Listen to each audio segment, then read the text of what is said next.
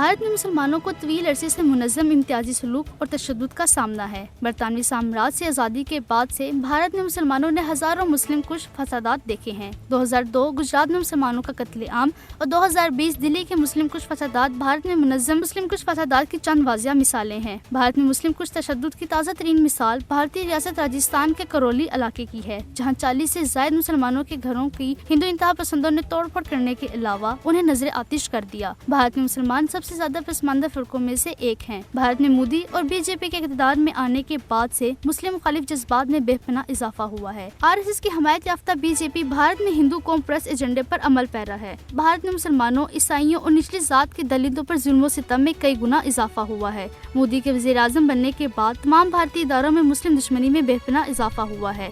مودی کے بھارت میں مسلمانوں پر حملہ کرنے والوں کے لیے بڑے پیمانے پر استثناء حاصل ہے۔ نسل کشی کے عالمی ماہرین بالخصوص جینوسائیڈ کے سربراہ اسٹینٹن گیگوری پہلے ہی خبردار کر چکے ہیں کہ بھارت اور مقبوضہ جموں کشمیر میں مسلمانوں کی نسل کشی کی بڑے پیمانے پر تیاری کی جا رہی ہے۔ بھارتی ریاست اتراکھنڈ کے ہری دیوار میں رواں برس فروری میں ہندو دھرم سنسد میں ہندو انتہا پسندوں نے کھلے عام مسلمانوں کی نسل کشی کا مطالبہ کیا، جس پر ان کے خلاف کوئی کارروائی نہیں کی گئی۔ اب سوشل میڈیا پر ایک ویڈیو گردش کر رہی ہے جس میں بھارتی ریاست اتر پردیش کے ضلع سیتا پور کے خیر آباد قصبے میں بجرنگ منی داس نامی ایک ہندو کو چیختے ہوئے سنا جا سکتا ہے کہ وہ مسلمان خواتین کو ان کے گھروں سے اغوا کر کے کھلے عام ان کی آبروریزی کرے گا۔ منی داس اداسائن آشرم کا سربراہ ہے۔ یہ ویڈیو 2 اپریل کو اتر پردیش کے سیتا پور علاقے میں ایک مسجد کے سامنے ہندو تہوار نوراتری کے موقع پر نکالے گئے جلوس کے دوران بنائی گئی تھی۔ جب منی داس نامی ہندو دہشت گرد مسلم خواتین کے خلاف ہرزہ سرائی کر رہا تھا تو پولیس بھی وہاں موجود تھی۔ اس کی تقریر پر ہندوؤں کو تالیاں بجاتے ہوئے دیکھا جا سکتا ہے۔ ان حالات میں بین الاقوامی برادری کو بھارت میں بڑھتی ہوئی ہندو فسادیت کا سختی سے نوٹس لینا چاہیے تاکہ مسلمانوں کو نسل کشی سے بچایا جا سکے۔